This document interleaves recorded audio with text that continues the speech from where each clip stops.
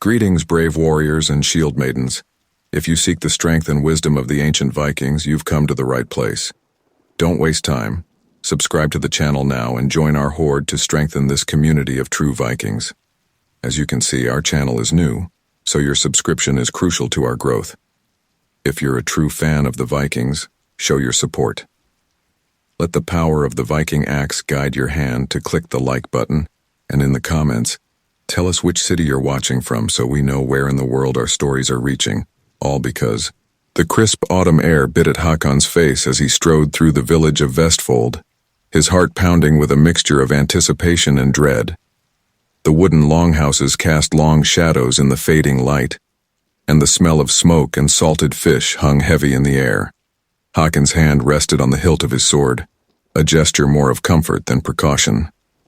As he approached the outskirts of the village, the Seirus' hut came into view. It was a small, round structure, its thatched roof covered in a layer of moss. Runes carved into the wooden doorframe seemed to shimmer in the twilight, as if imbued with their own magic. Hakon paused at the entrance, taking a deep breath to steady himself. He was a warrior, trained in the art of battle since childhood, yet the prospect of facing the Seirus and learning his fate filled him with a fear he'd never known on the battlefield. "Enter Hakon Eriksson," a raspy voice called from within, sending a shiver down his spine.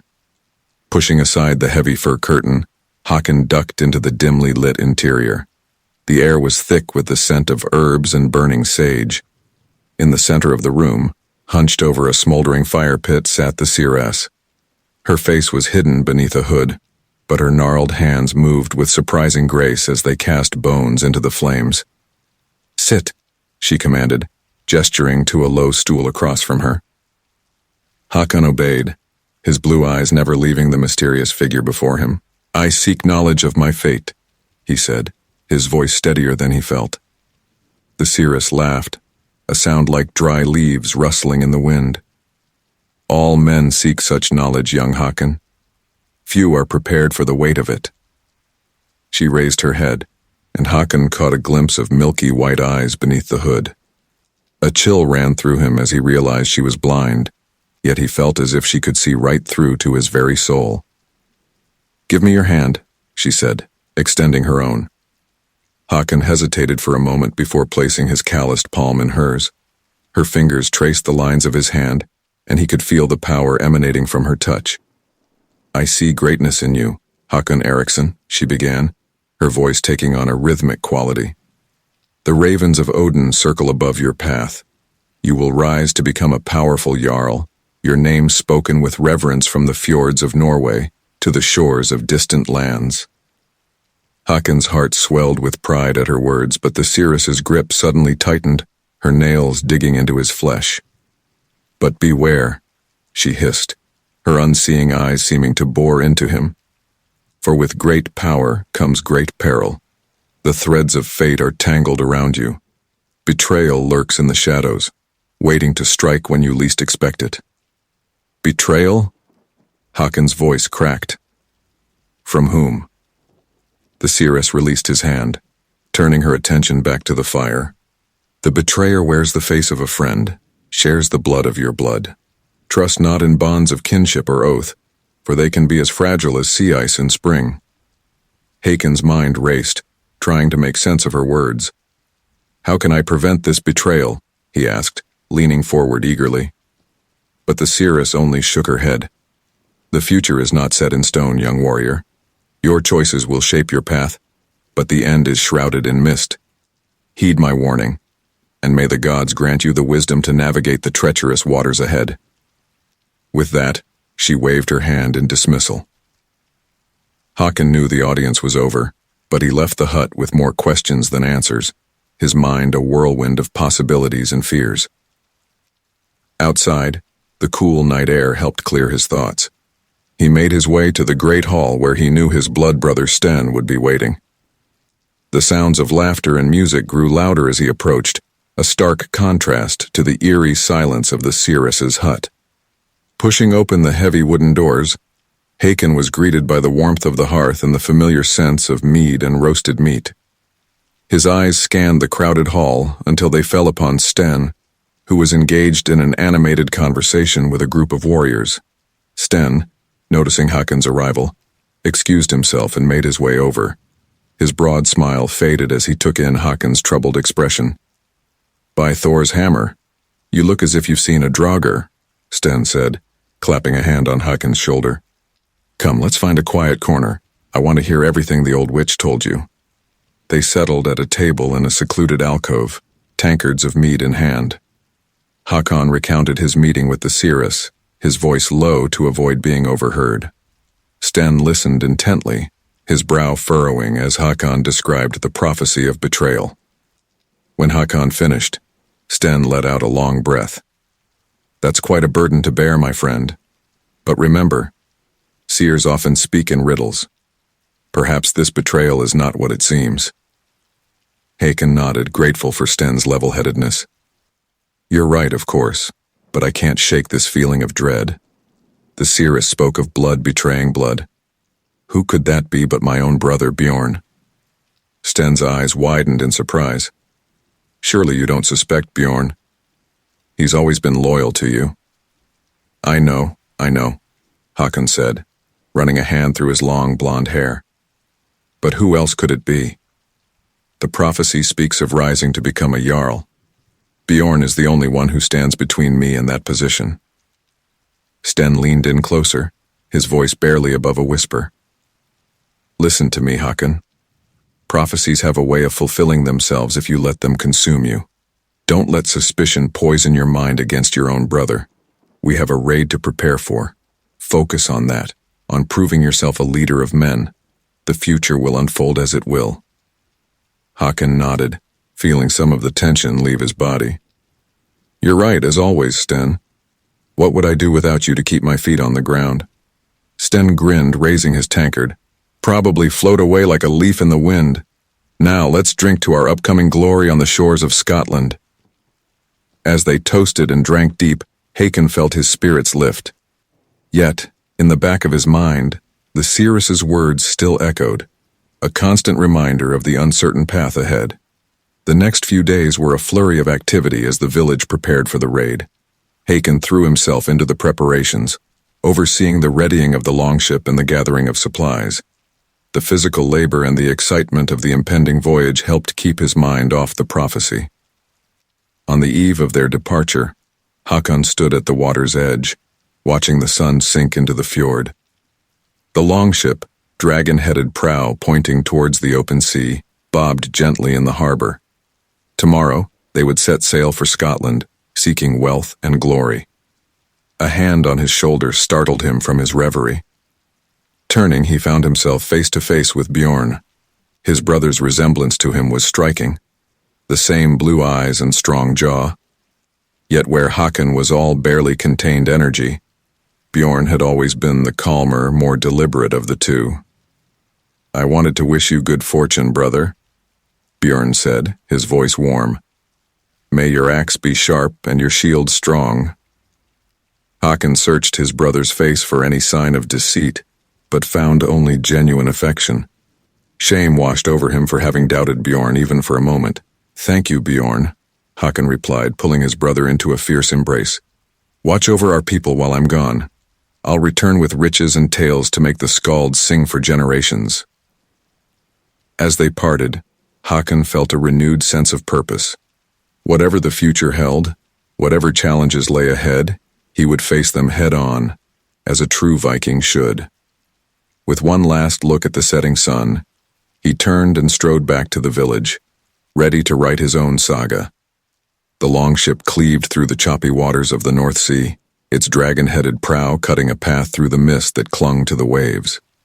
Hakon stood at the stern, one hand on the tiller, his keen eyes scanning the horizon for any sign of the Scottish coast. The salt spray stung his face, but he welcomed the bite of it, feeling more alive than he had in months. "Land ho!" came a cry from the bow, where Sten stood, shielding his eyes against the pale dawn light. Hakon's heart leapt in his chest. This was it, their first raid, their chance to prove themselves as true Vikings.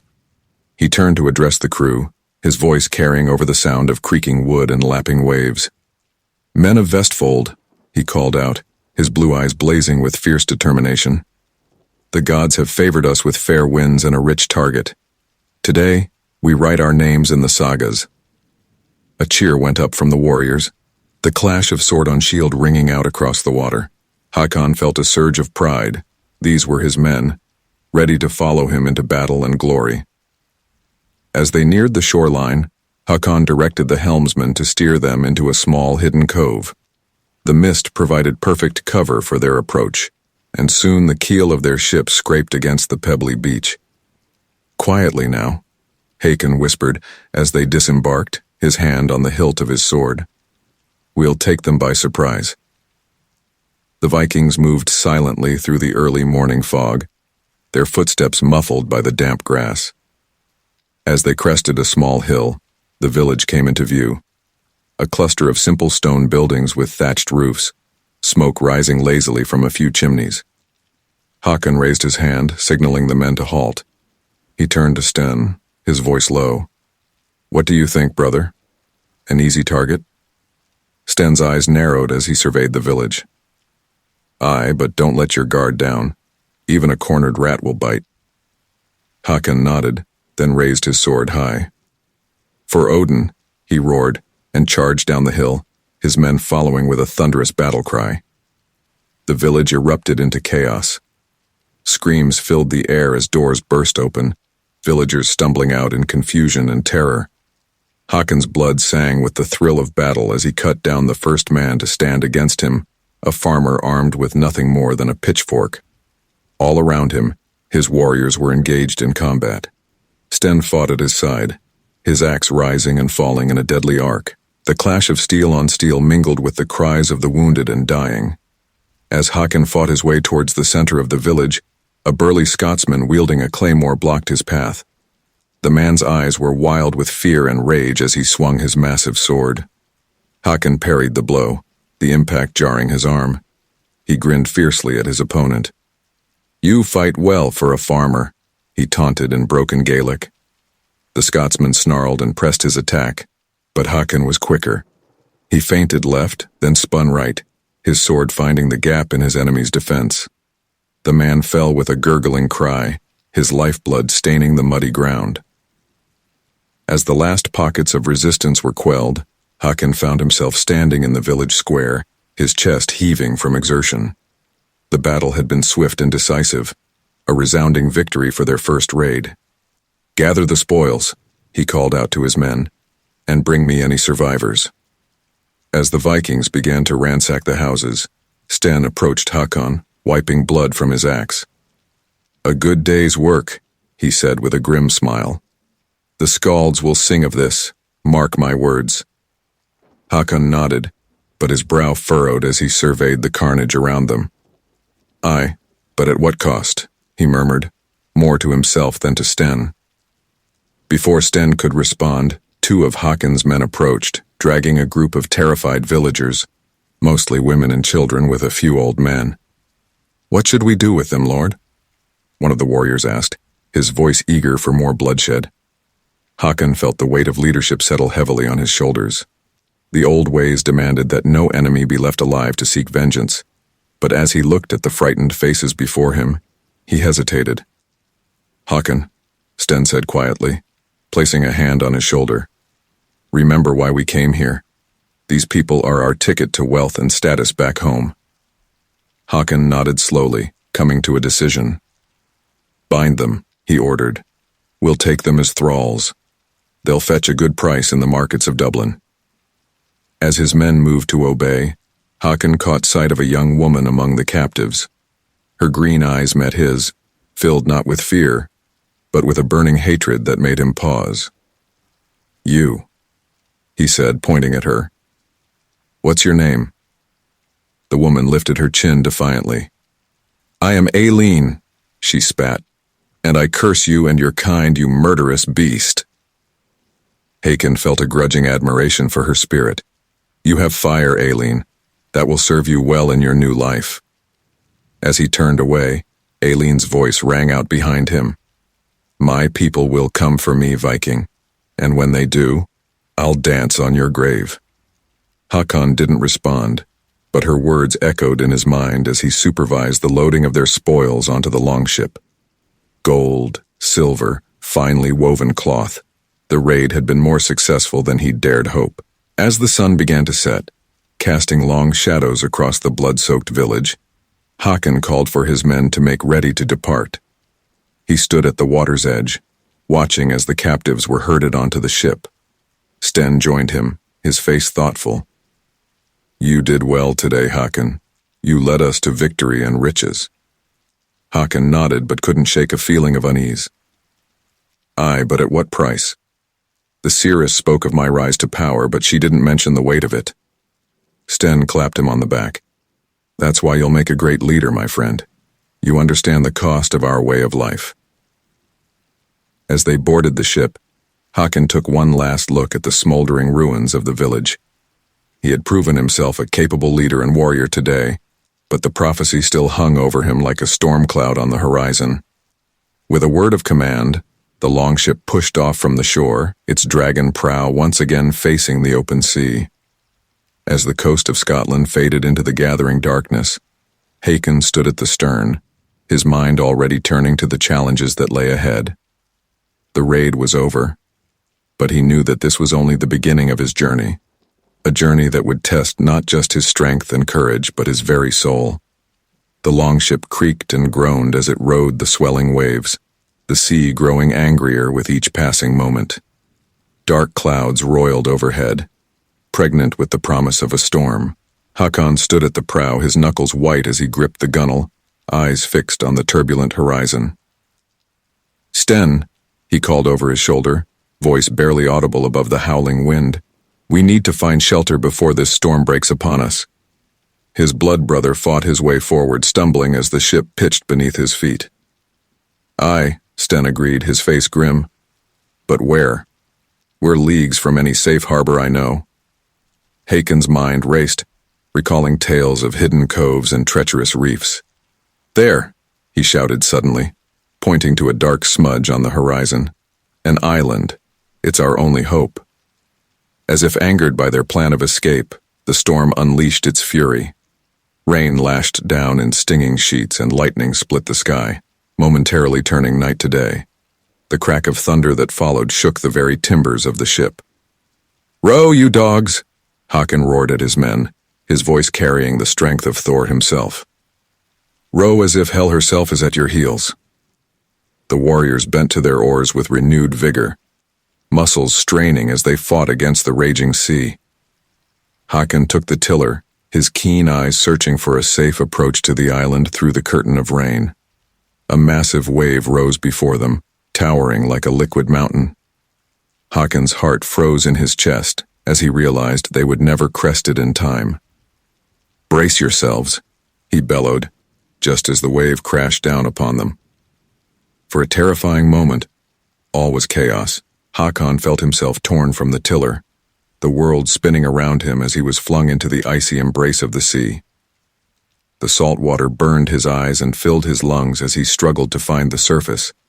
Just as his strength began to fail, a strong hand grasped his arm, hauling him back onto the ship. Håkon found himself staring into Sten's concerned face. "Not your time to feast in Valhalla yet, my friend," Sten said with a grim smile. Håkon nodded his thanks, coughing up seawater. As he regained his bearings, he saw with relief that they had somehow survived the wave and were now in the lee of the island, the waters calmer here. With the last of their strength, the crew guided the battered longship onto a narrow beach. As they stumbled onto solid ground, Håkon did a quick count. All had survived, though many nursed injuries from the ordeal. "Make camp," he ordered, his voice hoarse, "and post guards. We know not what dangers this island may hold." As the men busied themselves with setting up shelters and tending to the wounded, Håkon walked a short distance away, needing a moment alone to gather his thoughts. The weight of leadership pressed down on him heavier than any chainmail. "You carry a great burden, Håkon Eriksson," a voice said behind him. Håkon whirled, hand flying to his sword hilt. Before him stood a man unlike any he had ever seen, tall and lean, with skin as pale as moonlight and hair the color of raven's wings. The stranger regarded Hakon with eyes that seemed to hold the wisdom of ages. "Who are you?" Hakon demanded, not relaxing his guard. "How do you know my name?" The stranger smiled, a gesture that did not reach his eyes. "I am known by many names, but you may call me Fafnir. As for how I know you, let us say that your coming was foretold long ago." Hakon's mind raced back to the seeress's prophecy. "Are you one of the gods?" he asked, his voice a mixture of awe and skepticism. Fafnir laughed, a sound like ice cracking. "No, young warrior. I am something older, but I have been watching your journey with great interest." Before Hakon could respond, Sten's voice rang out. "Hakon, we've spotted movement in the forest. We're not alone here." Hakon turned back to Fafnir, but the mysterious figure had vanished as if he had never been there at all. Shaking off his confusion, Hakon hurried back to the camp. He arrived to find his men in formation, weapons at the ready. From the tree line emerged a group of warriors, their bodies painted in intricate blue patterns, wielding crude but effective-looking weapons. "Picts," Sten muttered beside him. "We've stumbled into their territory." Hakon stepped forward, hands raised in a gesture of peace. "We seek no quarrel," he called out in the trade tongue. "The storm drove us to your shores. We ask only for shelter until it passes." The leader of the Picts, a burly man with a scarred face, regarded Hakon with suspicion. "Vikings," he spat. "Raiders and thieves. Why should we trust your words?" Hakon felt the eyes of both his men and the Picts upon him. This was a test of his leadership, he realized. His next words could mean the difference between peace and bloodshed. "I am Hakon Eriksson," he said, his voice carrying across the beach. "I swear by Odin All-Father that we mean you no harm. We will depart as soon as the sea calms, leaving your island as we found it." The Pict leader's eyes narrowed, weighing Hakon's words. After a tense moment, he nodded. "Very well, Viking, but know this. Any harm to my people, any theft of our goods, and your blood will stain our shores." As the two groups warily began to mingle, Sten pulled Hakon aside. "A wise decision," he said. "But can we trust them?" Hakon's gaze drifted to the tree line, where he thought he caught a glimpse of a tall, pale figure watching the proceedings. "We have little choice," he replied. "But post extra guards tonight. And Sten, there's something I need to tell you about a strange encounter I just had." As night fell and the storm continued to rage outside, Hakon recounted his meeting with the mysterious Fafnir. Sten listened intently, his brow furrowed in concern. "This island is not natural, Hakon," Sten said finally. "There's old magic here. We should leave as soon as the weather allows." Hakon nodded, but his mind was elsewhere. The seeress's prophecy, the trials they had faced, and now this enigmatic Fafnir, all seemed to be pieces of a larger puzzle, one that he was only beginning to understand. As he settled down to sleep, Hakon's last thoughts were of the challenges that lay ahead. Whatever fate had in store for him, he would face it with courage and honor, as befitted a true Viking warrior. But in his dreams, he saw again those ancient, knowing eyes, and heard a whisper that seemed to come from the very bones of the earth. "Your journey is only beginning, Hakon Eriksson. The true test is yet to come." The longship's dragon prow cut through the calm waters of the fjord, heralding the return of Hakon and his warriors to Vestfold. The village came into view, smoke rising from the longhouses, and Hakon felt a surge of emotion. Relief at being home, pride in their successful raid, and an undercurrent of unease he couldn't quite shake. As they approached the shore, a crowd gathered to welcome them. Hakon's keen eyes searched the throng, finally settling on the familiar face of his brother, Bjorn.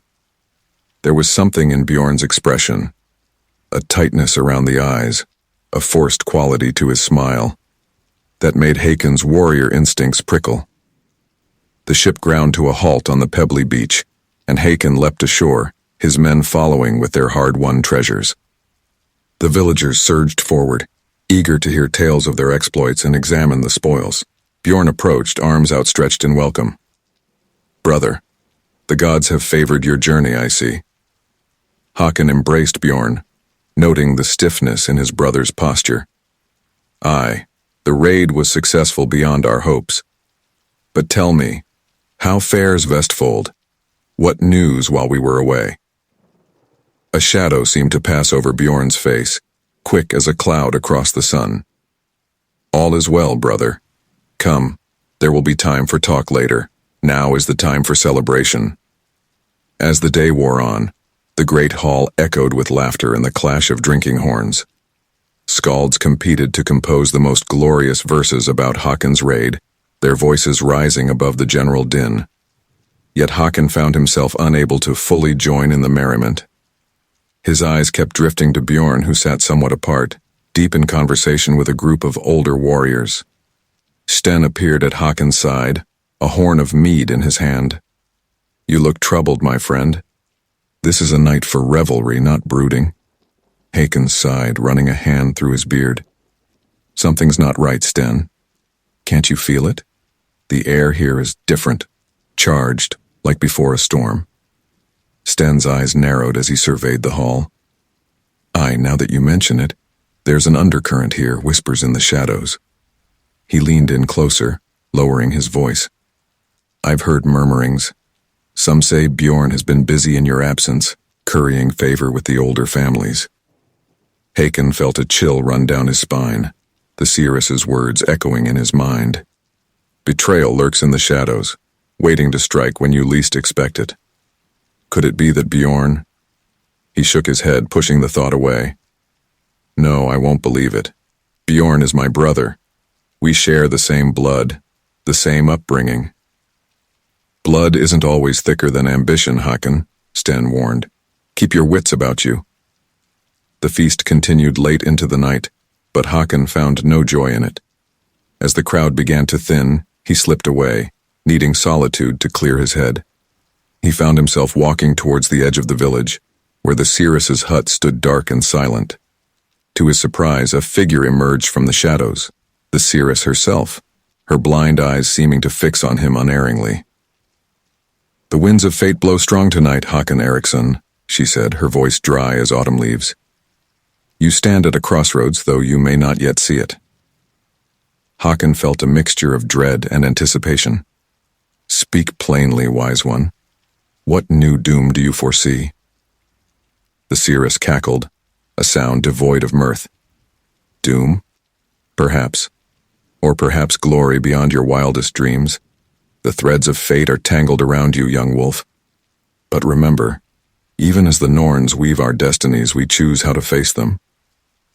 With that cryptic statement, she retreated into her hut, leaving Håkon with more questions than answers. The next morning, nursing a head heavy with mead and troubled thoughts, Håkon made his way to the Thing, the assembly where matters of law and governance were decided. As he approached the gathering place, he saw Bjorn already there, deep in discussion with several influential elders. As Håkon drew near, the conversation abruptly ceased. Bjorn turned, a smile plastered on his face that didn't reach his eyes. Ah, brother, we were just discussing the future of Vestfold. Come, join us. Håkon took his place in the circle, acutely aware of the tension in the air. One of the elders, a grizzled warrior named Gunnar, spoke up. Håkon, your raid was successful, and you've brought wealth to Vestfold. But there are concerns. Concerns? Håkon's voice was level, but he felt his muscles tense. Speak freely, Gunnar. What troubles you? Gunnar exchanged a glance with Bjorn before continuing. Some feel that your actions were rash. Attacking that village without provocation, taking thralls, it could bring retribution upon us all. Håkon felt a surge of anger. Without provocation? We are Vikings. Raiding is our way, our right. Would you have us cower in our fjords while others grow rich and soft? Peace, brother, Bjorn interjected, his voice smooth as oil. No one questions your bravery, but leadership requires more than just strength of arm. It requires wisdom, foresight. The implication hung in the air, unspoken but clear. Håkon looked around the circle, seeing doubt in some faces. calculation in others. He realized with a sinking feeling that this was no spontaneous discussion. It had been planned, perhaps for some time. "And I suppose you believe you possess this wisdom, brother?" Hakon's voice was dangerously quiet. Bjorn spread his hands in a gesture of false modesty. "I merely suggest that perhaps Vestfold would be better served by a different kind of leadership, one that values diplomacy as much as warfare." Hakon's hand instinctively went to his sword hilt, but he checked himself. To draw steel here, at the thing, would be to forfeit any claim to leadership. "I see," he said, his voice cold as a winter's night. "And how long have you been planning this suggestion, brother? Since before I left on the raid, perhaps?" A flicker of guilt passed across Bjorn's face, quickly masked. "Hakon, please. This isn't personal. It's for the good of Vestfold." Hakon laughed, a harsh, bitter sound. "Not personal? You scheme behind my back, poison the minds of our people against me, and claim it's not personal?" He looked around the circle, meeting each man's eyes in turn. "Hear me well, all of you. I am Hakon Eriksson, son of Eric the Bold. I have proven my worth in battle and brought wealth to our people. If any man here thinks to challenge my right to lead, let him do so openly with steel in hand." A tense silence fell over the gathering. Bjorn opened his mouth to speak, but Hakon cut him off with a gesture. "Think carefully, brother, before you say another word. The bonds between us may bend, but do not break them beyond repair." With that, Hakon turned and strode away, his mind awhirl with anger and betrayal. The seeress's prophecy echoed in his ears, a mocking reminder of the treachery she had foreseen. As he walked, Hakon's resolve hardened. He would not be cast aside so easily. If Bjorn wanted a fight for leadership, he would have one. And may the gods have mercy on those who stood in his way. The longship's hull creaked as it cut through the choppy waters of the Irish Sea. Hakon stood at the prow, his eyes fixed on the horizon, searching for any sign of land. The salt spray stung his face, but he welcomed the bite of it, a reminder that he was far from the poisonous whispers of Vestfold. Behind him, he could hear the low murmur of his men, their voices a mix of excitement and apprehension. This raid was different from the last, more ambitious, more dangerous. Hakon knew that much rode on its success. Sten approached, his face grim in the pale dawn light. "The men are restless, Hakon. They say this venture is too risky." Hakon turned to his blood brother, his blue eyes hard as steel. "And what do you say, Sten? Do you too doubt me?" Sten held his gaze steadily. "I've followed you into Hell's realm and back, my friend, but I'd be a poor advisor if I didn't voice the concerns of the men." Hakon nodded, feeling a pang of guilt for his harsh tone. "You're right, of course, but we need this, Sten. A raid so bold, so successful, that none in Vestfold can question my right to lead." Before Sten could respond, a shout came from the lookout. "Ships ahead! 3, no, 4 longships!" Hakon's heart raced as he peered into the distance. Sure enough, he could make out the silhouettes of Viking ships on the horizon. "Whose colors do they fly?" he called out. The lookout squinted against the sun. "I see the black raven of Ivar the Boneless." A ripple of unease passed through the crew. Ivar was known throughout the Viking world as a cunning and ruthless leader. Hakon felt the weight of every eye upon him, waiting to see how he would react. "What's our move, Hakon?" Sten asked quietly. "We're outnumbered." Hakon's mind raced, weighing their options. To turn back now would be an admission of weakness he couldn't afford. To fight would be suicide. That left only one choice, one that made his pride rebel, but that his instincts told him was right. "Signal our peaceful intentions," he ordered. "We'll parley with Ivar." As the two fleets drew near, Hakon could see the figure of Ivar the Boneless standing at the prow of his lead ship. Despite his fearsome reputation, Ivar was a small man, his legs withered and useless. But the intelligence that gleamed in his eyes was sharper than any sword. "Well, well," Ivar called out as the ships came alongside each other. "What have we here? Young Hakon Eriksson, if I'm not mistaken. A long way from Vestfold, aren't you, boy?" Håkon bristled at being called boy, but kept his voice level. Ivar the Boneless, your reputation precedes you. We seek no quarrel with you or your men. Ivar's laugh was like the caw of a raven. No quarrel? Then what brings you to these waters, if not to raid the same targets we've set our sights on? Håkon felt the tension in the air, thick enough to cut with a knife. One wrong word could spark a battle they couldn't hope to win. Then an idea struck him. Bold, perhaps foolish, but potentially brilliant. Why fight over scraps? Håkon said, pitching his voice to carry to both crews, when we could join forces and take a prize worthy of song? Ivar's eyes narrowed, but Håkon could see a glimmer of interest there. Go on, the older Viking said. Håkon's mind raced, recalling tales he'd heard of the Irish coast. There's a monastery not far from here, St. Brendan's they call it, said to be one of the wealthiest in all of Ireland. A murmur of excitement ran through both crews. Ivar stroked his beard thoughtfully. And you propose we raid it together? Why should I agree to share the spoils when I could simply take your ship and claim it all? Håkon met Ivar's gaze steadily. Because with our combined forces, we can take not just the monastery, but the entire town that's grown up around it. Gold slaves glory, enough to make us both legends in our own time. For a long moment Ivar said nothing, merely studying Håkon with those keen eyes. Then slowly, a grin spread across his face. You've got balls, young Eriksson. I'll give you that. Very well. Let's see if you can fight as well as you talk. As the two fleets merged and set course for St. Brendan's, Sten pulled Håkon aside. That was either brilliant or madness, he hissed. Can we trust Ivar? Håkon shook his head. About as far as we can throw him. But we needed this, Sten. If we pull this off, songs of our deeds will reach even Vestfold.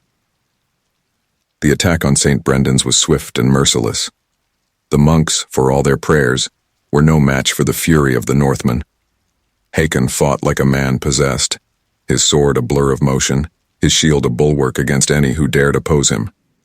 As the battle raged around him, Håkon found himself face to face with a young Irish warrior, barely more than a boy. For a moment, their eyes met, and Håkon saw in them a mirror of his own youth, his own dreams of glory. Then the moment passed, and his sword found its mark. As the boy fell, Håkon felt something twist inside him. Was this the price of leadership? Of ambition? He had no time to dwell on such thoughts. The battle swept him on, through blood-soaked corridors and burning buildings. By the time the last resistance was crushed, the sun was setting, painting the sky the color of spilled blood. Håkon stood in the ruined courtyard of the monastery, surveying the aftermath of their raid. The spoils were beyond even his wildest hopes: gold, silver, precious manuscripts, and scores of captives destined for the slave markets. Ivar approached, leaning heavily on his crutches, his eyes gleaming with satisfaction. Well fought, young Eriksson. Perhaps there's more to you than just talk after all. Håkon nodded, accepting the compliment for what it was. And you've proven worthy of your fearsome reputation, Ivar. Shall we divide the spoils? As they began the process of splitting their ill-gotten gains, Håkon couldn't shake a feeling of unease. He had achieved what he set out to do. A raid so successful it would be spoken of for generations. But at what cost? That night, as the combined fleet made camp on a nearby beach, Håkon stood apart from the celebrations, staring out at the dark sea. Sten found him there, a horn of mead in his hand. To victory, Sten said, offering the horn. Håkon took it, but didn't drink. Is it victory, Sten? We've won wealth and renown, yes, but I can't help feeling we've lost something too. Sten's face was solemn in the moonlight. The path to power is never easy, my friend. But you've proven yourself a leader of men today. When we return to Vestfold, none will dare question your right to rule. Håkon nodded, but his heart was heavy.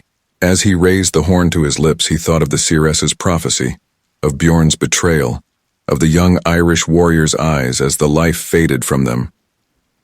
"To victory," he echoed, his voice hollow. But as he drank, he tasted not the sweetness of mead, but the bitterness of the price he had paid for his ambition. And in the back of his mind, a small voice whispered that the true test was yet to come. The longship's dragon prow cut through the mist, its cargo of gold and slaves a testament to the raid's success. Yet as Håkon stood at the stern, his eyes fixed on the horizon, he felt no joy in their victory. A sense of unease had settled over the ship like a shroud, and whispers of ill fortune rippled through the crew. It began with a cough. Thorstein, one of the younger warriors, had been complaining of a sore throat since they left Ireland. Now, as Håkon watched, the boy collapsed to the deck, his body racked with violent spasms. "Sten!" Håkon called, rushing to Thorstein's side. "Fetch the healer." As Sten hurried away, Håkon cradled the young warrior's head, feeling the heat of fever radiating from his skin. Thorstein's eyes, glazed with pain, fixed on Håkon's face. Am I going to Valhalla, my lord?" the boy gasped. Håkon felt a lump in his throat. "Not today, Thorstein. You'll live to fight many more battles, I swear it." But even as he spoke the words, Håkon felt their hollowness. Something was very wrong, and he feared it was beyond the skill of their healer to mend. Over the next few days, the sickness spread through the ship like wildfire. Men who had stood strong against Irish blades now lay weak as newborn babes, their bodies burning with fever, their lungs rattling with each labored breath. Håkon worked tirelessly, moving from one sick man to another, offering what comfort he could. But with each passing hour, the weight of leadership pressed down on him more heavily. "We need to make landfall," Sten urged, his face haggard with exhaustion. "Find a place to tend to the sick properly." Håkon shook his head, his eyes dark with worry. "And risk spreading this plague to some innocent village?" "No, Sten. We press on for Vestfold." "Vestfold is still days away," Sten argued. "At this rate, we'll lose half the crew before we sight land." Before Håkon could respond, a cry went up from the bow. "Ship ahead. It's Ivar's fleet." Håkon's heart sank. They had parted ways with Ivar after dividing the spoils, each fleet setting sail for their own lands. But now, as Ivar's ship drew alongside, Håkon could see the same signs of sickness that plagued his own crew. "Hail, Håkon Eriksson!" Ivar called, his voice weaker than Håkon remembered. "It seems the Irish monk's god has cursed us both." "No curse, Ivar," Håkon replied, trying to keep the despair from his voice. "Just ill fortune. How fares your crew?" Ivar's laugh was bitter. "As well as yours, I'd wager. We've lost 10 men already. This sickness, I've never seen its like." As the two leaders conferred, Håkon felt the weight of every eye upon him. His men looked to him for answers, for hope. But for the first time since taking command, Håkon felt truly lost. That night, as the two fleets anchored side by side, Håkon sat alone on the deck, staring up at the stars. The moans of the sick and dying filled the air, a constant reminder of his failure to protect his men. "You carry a heavy burden, Håkon Eriksson." Håkon started at the voice, his hand going to his sword. But it was only the old healer Geirmund, his face lined with sorrow and fatigue. "What would you have me do, old man?" Håkon asked, his voice cracking with emotion. "I've led these men to glory, only to watch them die in agony." Geirmund settled beside him with a sigh. "The path of leadership is never easy, my lord. But remember the words of the seeress. Your destiny is not yet fulfilled." Håkon laughed bitterly. "Destiny? Look around you, Geirmund. What destiny awaits us but death and sorrow?" The old healer's eyes gleamed in the moonlight. "Perhaps, or perhaps this is the forge in which your true strength will be tempered. The gods do not test us with trials we cannot overcome." As Håkon pondered these words, a commotion arose from Ivar's ship. Cries of alarm and the clash of steel rang out across the water. Without hesitation, Håkon leapt to his feet, shouting orders. "To arms! Sten with me!" They boarded Ivar's ship to find chaos. Several of the sick, driven mad by fever, had broken free of their restraints and were attacking their own comrades. In the midst of the melee, Håkon spotted Ivar, struggling to defend himself with a sword in one hand and a crutch in the other. Without thinking, Håkon threw himself into the fray, his blade flashing in the moonlight. Back to back, Håkon and Ivar fought off the crazed attackers. For a moment, all thoughts of sickness and doom were forgotten, replaced by the pure primal thrill of battle. When it was over, Håkon stood panting, his sword dripping with the blood of men he had sailed with mere days ago. The reality of what had just happened crashed over him like a wave. Ivar limped to his side, his face grim. "Well fought, young wolf. It seems we're allies once more." Håkon nodded, too exhausted for words. But as he looked around at the carnage, a new resolve began to form in his heart. "Gather the men," he ordered, his voice ringing with authority. "All of them, from both fleets. I would speak to them." As the warriors assembled, sick and healthy alike, Håkon climbed to the ship's prow.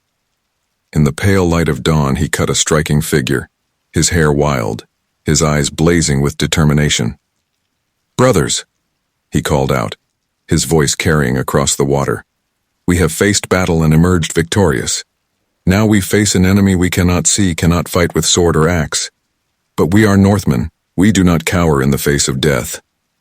A ragged cheer went up from the men. Håkon felt their eyes upon him, hungry for hope. "I make you this vow," he continued. "By Odin's eye and Thor's hammer, I swear that I will lead us through this darkness.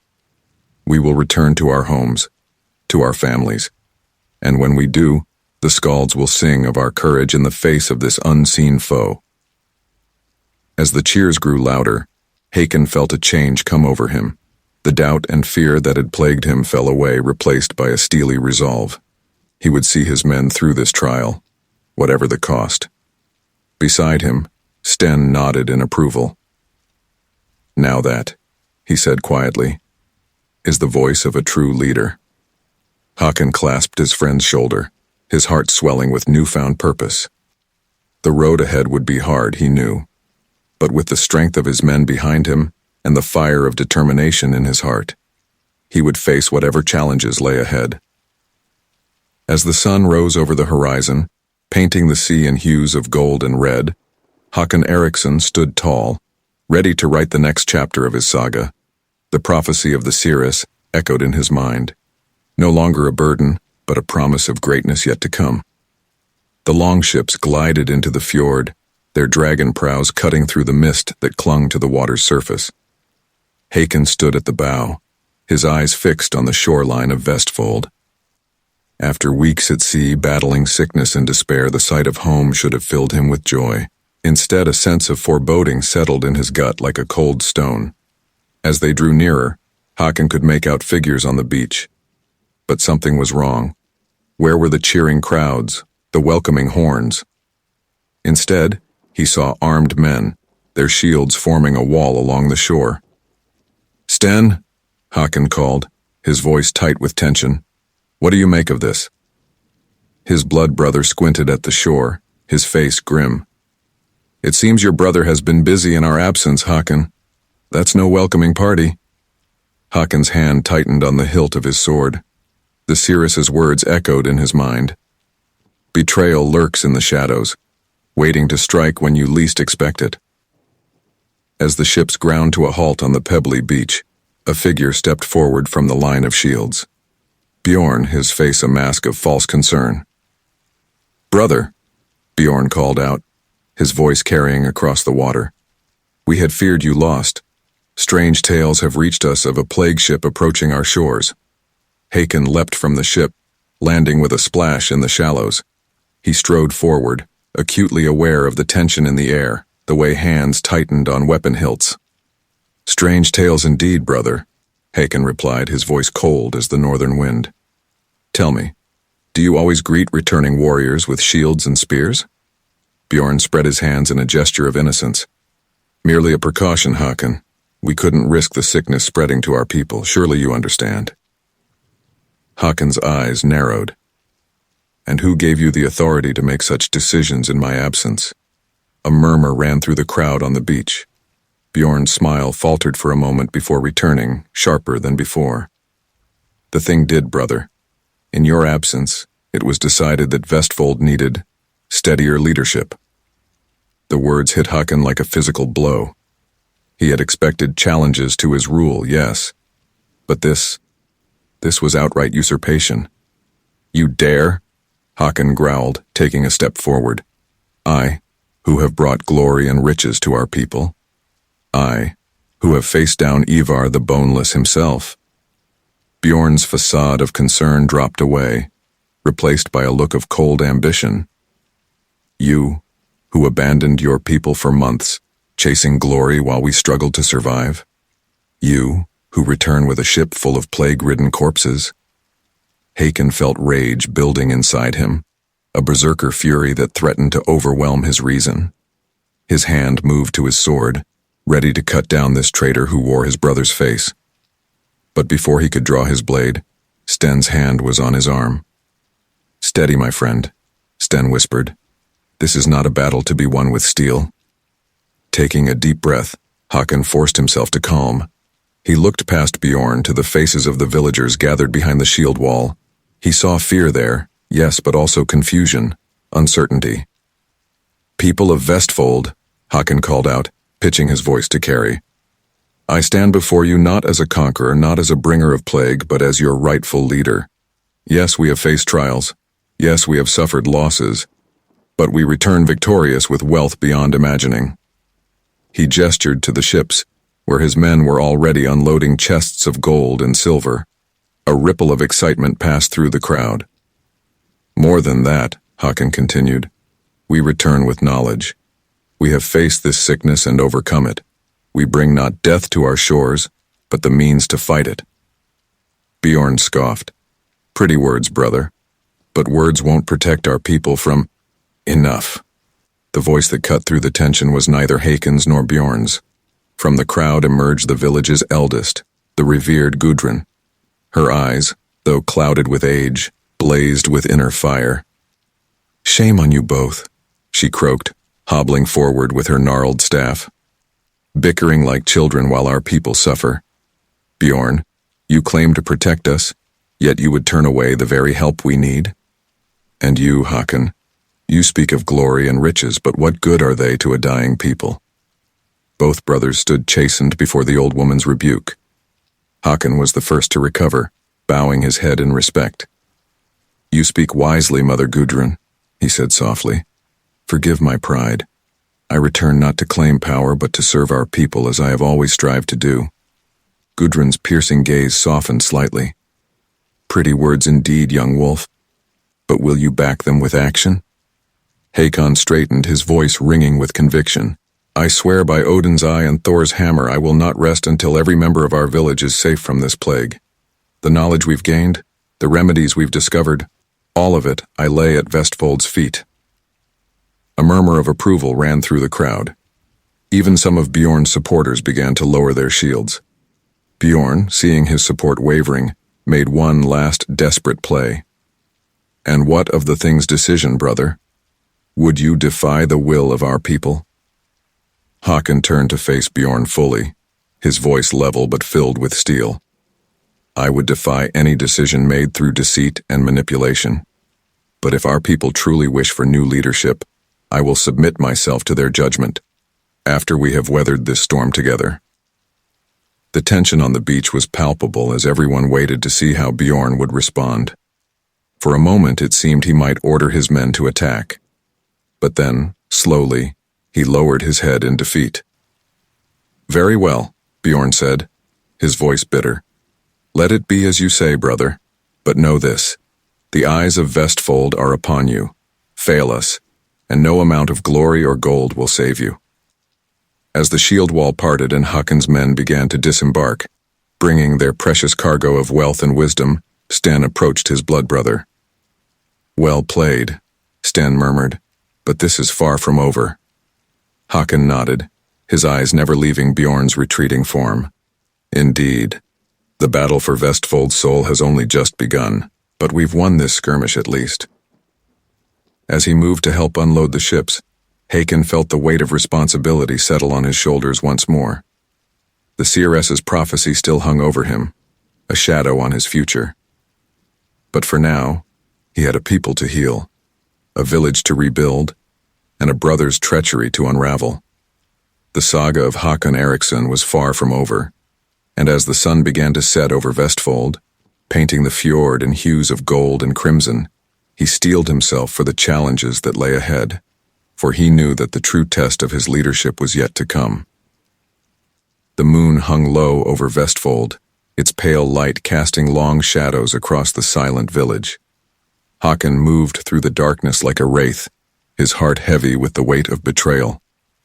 The events of the day played over and over in his mind: Bjorn's treachery, the near revolt of the villagers, the tenuous peace that now held sway. As he approached the outskirts of the village, a figure emerged from the shadows. Hakon's hand went to his sword, but he relaxed as he recognized Sten's familiar silhouette. "You should be resting," Sten said, his voice low. "Tomorrow will bring its own battles."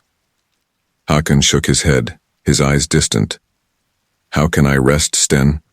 My own brother, my own people."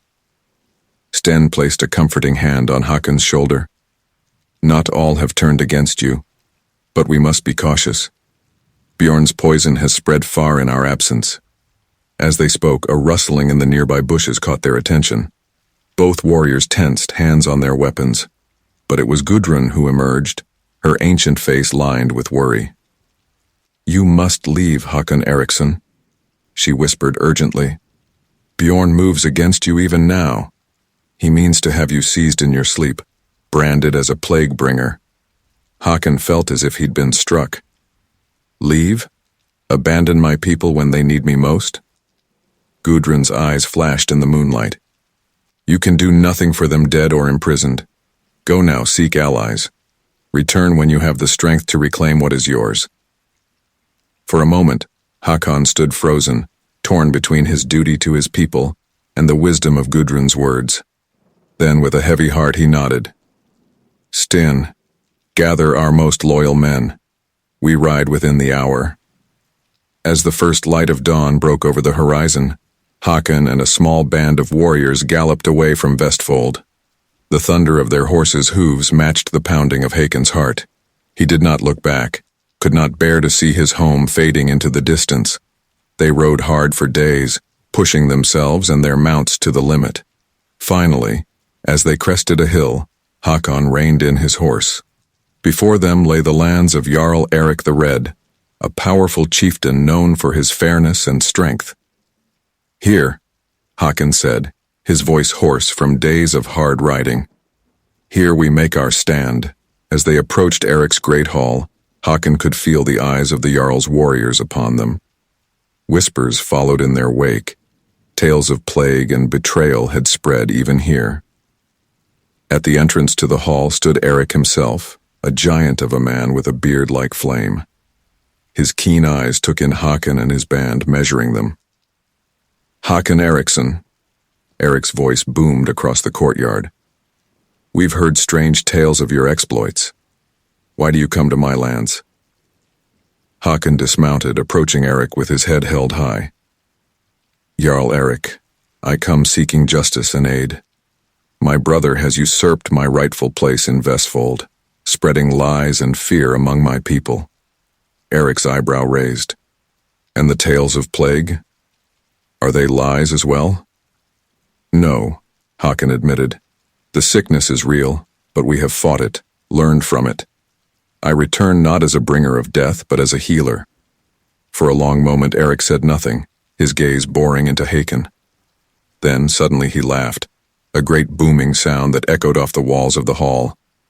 "By Odin's beard, you've got spirit, young wolf. Come share meat and mead with me. We'll speak more of this tale of yours." As they feasted in Erik's hall, Hakon recounted the full story of his journey: the raid on St. Brendan's, the alliance with Ivar the Boneless, the plague that had struck their ships, and finally, the betrayal that awaited them in Vestfold. When he finished, Eric leaned back, stroking his beard thoughtfully. A tale worthy of the Scalds, to be sure. But why should I risk my men, my reputation, to help you reclaim your throne? Haakon met Eric's gaze steadily. Because a leader who abandons his people in their time of need is no leader at all. Because the plague that struck us will not stop at Vestfold's borders. And because I swear to you by all the gods that Vestfold will stand as your staunchest ally if you aid me now. Eric nodded slowly, a glimmer of respect in his eyes. Fine words, Hakon Eriksson. But words are wind. I would see your worth with my own eyes. He stood, his massive frame towering over the table. Tomorrow, you and your men will face my best warriors in combat. Prove your strength, your skill, and I will consider your plea. That night, as Hakon prepared for bed, Sten approached him, concern etched on his face. Are you sure about this, Hakon? Eric's warriors are feared throughout the land. We're exhausted from our journey, still weakened by the plague. Hakon clasped his friend's shoulder. We have no choice, Sten. This is our only hope of reclaiming Vestfold. Besides, he added with a grim smile, what are a few more scars between friends? As dawn broke, Hakon and his men stood in Eric's training yard, facing a line of fierce warriors. The air was thick with tension, the only sound the scrape of weapons being drawn from scabbards. Eric's voice rang out across the yard. Let the test begin. What followed was a battle that would be spoken of in hushed whispers for years to come. Hakon fought like a man possessed, his sword a blur of motion, his shield an impenetrable wall. Beside him, Sten and the others fought with equal ferocity, their recent trials having forged them into a unit tighter than any blood bond. As the sun reached its zenith, Hakon found himself face to face with Eric's champion, a bear of a man named Bjorn Ironside. The two circled each other, their blades ringing out in a deadly song of steel. Bjorn was strong, incredibly so, but Hakon was quicker. He ducked under a mighty swing, his sword finding the gap in Bjorn's armor. With a roar of pain and fury, Bjorn stumbled back. Hakon pressed his advantage, his blade a silver arc in the sunlight. With a final, decisive strike, he disarmed Bjorn, sending the giant's sword spinning away. A hush fell over the yard. All eyes turned to Eric, waiting for his judgment. Slowly a grin spread across Eric's face. He strode forward, clasping Hakon's arm in a warrior's grip. Well fought, young wolf. You and your men have proven your worth tenfold. You shall have your aid. My sword, my ships, my men. Together, we will reclaim Vestfold and drive out the usurper. A cheer went up from the assembled warriors. Hakon felt a surge of hope, of pride, of determination. He turned to Sten, saw the same emotions reflected in his blood brother's eyes. As the celebrations began, Hakon's mind turned to Vestfold, to Bjorn, to the challenges that still lay ahead. The path before him was fraught with danger, but for the first time since fleeing his home, he felt truly ready to face it. The saga of Hakon Eriksson had taken an unexpected turn, but the young warrior knew that his greatest battles and his greatest triumphs were yet to come. The mist clung to the fjord like a shroud, obscuring the fleet of longships that glided silently through the pre-dawn darkness. At the prow of the lead ship stood Hakon Eriksson, his eyes fixed on the shadowy outline of Vestfold's shoreline. Beside him, Jarl Eric the Red and Sten stood in grim silence, the weight of the coming battle heavy upon them all. Remember, Hakon said, his voice low but carrying to the men behind him. We fight not just for my claim, but for the very soul of Vestfold. Bjorn's treachery threatens everything our people hold dear. Eric nodded, his hand resting on the hilt of his great axe. Aye, and it's a rot that must be cut out, root and stem. Your brother will answer for his crimes, Hakon. As they drew nearer to the shore, Sten suddenly gripped Hakon's arm. Look there, he whispered, pointing to a flickering light on the beach. Someone awaits us. Hakon's heart raced. Had they been betrayed? Was Bjorn lying in wait with an army? But as they drew closer, He recognized the stooped figure holding the torch, Gudrun, the village elder. The ships beached with barely a sound, the warriors disembarking like shadows. Håkon approached Gudrun, his voice tight with emotion. "You risk much by being here, old mother." Gudrun's ancient eyes gleamed in the torchlight. "No more than you risk by returning, young wolf. Listen well. Bjorn knows you're coming. He's fortified the great hall and rallied many to his side. But not all have forgotten their true leader." Håkon felt a surge of hope at her words. "Then there's still a chance to end this without bloodshed?" Gudrun shook her head sadly. "I fear that chance passed long ago. Bjorn's madness has grown in your absence. He sees enemies in every shadow, traitors in every whisper. Many innocents have suffered for his paranoia." Rage flared in Håkon's chest, hot and fierce. "Then he will answer for every drop of blood he's spilled. Thank you, Gudrun. Find safety now. What comes next is no place for you." As Gudrun melted back into the shadows, Håkon turned to his assembled warriors. In the growing light of dawn, he could see the determination in their eyes, the readiness for battle. "Men of Vestfold, warriors of Jarl Erik," he began, his voice carrying across the beach. "Today we fight not for glory or gold, but for justice, for our homes, our families, our very way of life. Bjorn would have you believe I'm a bringer of death and disease. But I tell you now, the only plague in Vestfold is the poison of his treachery." A murmur of agreement rippled through the crowd.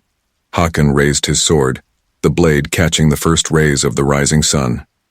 "With me now, for Vestfold, for honor!" The war cry that followed shook the very mountains, as Håkon led his forces towards the village. But as they crested the first hill, they were met with a sight that made even the bravest warrior pause. Before them stretched a line of shields, a wall of steel and wood blocking their path. At its center stood Bjorn, resplendent in gleaming armor, a crown of gold upon his brow. "So the prodigal son returns," Bjorn called out, his voice dripping with mockery. "Come to bring more death to our people, brother." Håkon stepped forward, his eyes never leaving Bjorn's face. "The only death I bring is for traitors and oath-breakers. Stand down, Bjorn. It's not too late to end this madness." Bjorn's laugh was cold and mirthless. "Madness? I've saved our people from your recklessness, your thirst for glory. I am the true leader Vestfold needs." "Enough talk," Erik roared, hefting his massive axe. "Let our steel speak for us." With a thunderous cry, the two forces clashed. The sound of sword on shield, of flesh on flesh, filled the air. Håkon fought like a man possessed, cutting a swath through Bjorn's defenders, always pushing towards his brother. Sten fought at his side, their movements in perfect synchronization, years of brotherhood evident in every swing and parry. "Just like old times, eh?" Steen grunted, blocking a vicious axe strike. Håkon managed a grim smile. "Let's hope the outcome is better this time." As the battle raged around them, Håkon finally broke through to where Bjorn stood, surrounded by his elite guard. The two brothers faced each other, the sounds of combat fading away as their eyes locked. "It doesn't have to end this way, Bjorn," Håkon said, his voice heavy with sorrow. "Yield now, and I swear by the gods you'll be treated fairly." Bjorn's face contorted with rage. "Yield? To you? Never. I'd rather die than see Vestfold fall back into your reckless hands." With a roar of fury, Bjorn charged, his sword arcing towards Håkon's head. Håkon parried the blow, the impact jarring his arm. Back and forth they fought, each strike fueled by years of rivalry and resentment. As they battled, Håkon caught glimpses of the larger fight. Erik's warriors were pushing Bjorn's forces back, and villagers were emerging from their homes, some joining Håkon's side, others watching in stunned silence. Bjorn, seeing his support crumbling, fought with the desperation of a cornered animal. In a sudden move, he feinted left, then brought his sword around in a vicious swipe. Håkon, caught off guard, felt the blade bite into his side. Pain exploded through him, but Håkon refused to fall. He remembered the seeress's prophecy, the trials he'd faced, the people counting on him. With a surge of strength, he knocked Bjorn's sword aside and delivered a crushing blow to his brother's helm. Bjorn stumbled, dazed. In that moment, Håkon saw not the traitor, but the brother he'd grown up with, played with, fought beside. His sword wavered. "Finish it!" Eric's voice cut through the haze of battle. "End this now, Håkon." Time seemed to slow as Håkon made his choice. With a heavy heart, he brought his sword down, not in a killing blow, but a disarming strike that sent Bjorn's weapon spinning away. Bjorn fell to his knees, defeat written in every line of his body. Around them, the fighting died away, as all eyes turned to the two brothers. "It's over, Bjorn," Håkon said, his voice carrying across the suddenly silent battlefield. "Vestfold is mine once more." A cheer went up from Håkon's supporters, growing in volume as more villagers joined in. Bjorn's remaining forces threw down their weapons, seeing the tide had irrevocably turned. As Sten and Eric approached, Håkon turned to address the gathered crowd, his voice ringing with authority. "People of Vestfold, the usurper has been defeated, but our trials are not over. We face sickness, hardship, and the long work of rebuilding trust. But we will face these challenges together, as we always have. For we are Vikings, and in our veins flows the blood of giants and gods." The roar of approval that followed shook the very foundations of Vestfold.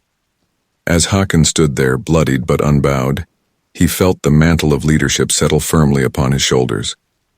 The prophecy of the seeress echoed in his mind, not as a burden now, but as a promise of the great deeds yet to come. For Håkon Eriksson, true leader of Vestfold, this was not an end, but a beginning. And as the sun rose fully over the fjord, painting the sky in hues of victory, he knew that the greatest chapters of his saga were yet to be written.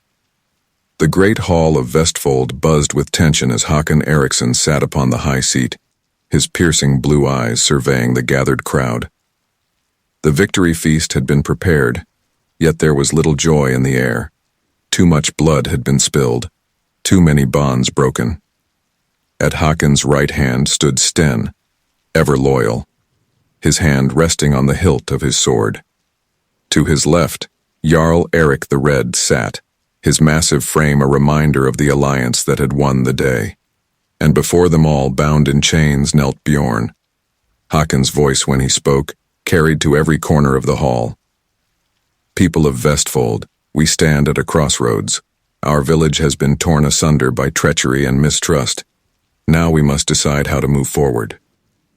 His gaze fell upon Bjorn, and for a moment, Håkon saw not the traitor, but the brother he had once loved. "Bjorn Eriksson, you stand accused of usurpation, of bringing harm to our people through your actions. What say you in your defense?" Bjorn raised his head, his eyes burning with a mixture of defiance and fear. "I did what I thought was right for Vestfold. You abandoned us, brother. Someone had to lead." Murmurs rippled through the crowd. Håkon held up a hand for silence. "And your accusations of plague? The innocents who suffered under your rule?" At this, Bjorn's defiance crumbled. I was afraid. The sickness, the rumors. I thought I was protecting our people." Håkon nodded slowly, the weight of judgment heavy upon him. He turned to the assembled villagers. "You have all suffered in these dark times. What say you? What fate for Bjorn Eriksson?" The hall erupted in a cacophony of voices. Some called for death, others for exile. The din grew until it seemed the very rafters would shake loose. Suddenly, a clear voice cut through the chaos. "Enough!" All eyes turned to see Gudrun, the village elder, making her way through the crowd. "Have we not seen enough death? Enough division?" She stood before Håkon, her ancient eyes filled with wisdom and sorrow. "Young wolf, you stand now where your father once stood. He faced a similar choice, long ago. Will you repeat the mistakes of the past or forge a new path?" Håkon felt the eyes of every person in the hall upon him. The seeress's prophecy echoed in his mind. "The threads of fate are tangled around you." In this moment he knew, Those threads would either bind or break. Taking a deep breath, Håkon stood.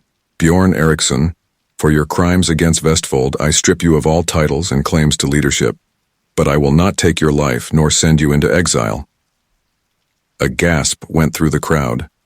Bjorn looked up, confusion written across his face. Håkon continued, his voice firm. Instead, you will work to rebuild what you have broken. You will labor alongside those you have wronged, to restore our village and regain the trust of our people. And you will do so under the watchful eye of our most respected elder Gudrun. He turned to the old woman, who nodded her approval. Can you accept this task, Gudrun? Aye, she replied, her voice strong despite her years. It is time for healing, not more bloodshed. Håkon then addressed Bjorn directly. Brother, can you accept this judgment? Will you work to redeem yourself in the eyes of our people? For a long moment, Bjorn was silent. Then slowly, he nodded. I accept. Thank you, brother. As the chains were removed from Bjorn, Håkon felt a weight lift from his shoulders. He turned to address the hall once more. People of Vestfold, we have faced great trials, the plague that struck our ships, the division that tore at our hearts. These are but the first of many challenges we must overcome. But we are Vikings. In our veins flows the blood of warriors and explorers. A cheer went up from the crowd, growing in volume as Håkon continued. We will rebuild our village stronger than before. We will sail forth to new lands, not just for plunder, but for trade and knowledge. And we will face whatever storms may come, together. The hall erupted in applause and shouts of approval. As the feast began in earnest, Håkon felt a hand on his shoulder. He turned to see Sten, a rare smile on his face. Well spoken, my friend, Sten said. But the hardest part is yet to come. Håkon nodded, his eyes scanning the hall. Aye, ruling is never easy, but with you by my side and the strength of our people behind us, I believe we can face anything. As the night wore on, Håkon found himself stepping outside, needing a moment of quiet. The cool night air was a balm to his spirit, the stars above a reminder of the vastness of the world. A soft voice spoke from the shadows. You have done well, Håkon Eriksson. He turned to see the seeress emerging from the darkness, her blind eyes somehow finding his face. Your prophecy, Håkon said. Was this the destiny you foresaw? The old woman smiled, a mysterious expression that spoke of hidden knowledge. Destiny is not a fixed path, young wolf. It is a river with many branches. You have navigated its treacherous waters well, but your journey is far from over. Håkon felt a shiver run down his spine. What more is to come? That, the seeress replied, is for you to discover. But know this, the name of Håkon Eriksson will be remembered in sagas for generations to come. With that, she melted back into the shadows, leaving Håkon alone with his thoughts. As he gazed out over the sleeping village, Håkon felt a sense of purpose settle over him. Whatever challenges lay ahead, be they battles, explorations, or the daily trials of leadership, he would face them with courage and wisdom. For he was Håkon Eriksson, leader of Vestfold, and his saga was only just beginning. The stars wheeled overhead, the great cosmic wheel turning ever onward. And in the heart of a small Viking village, a leader stood watch, ready to guide his people into a new dawn. Thus ends the tale of the prophecy of the seeress, but the saga of Håkon Eriksson. That, dear listeners, is a story still being written in the annals of history and the hearts of those who dream of glory and adventure on the high seas.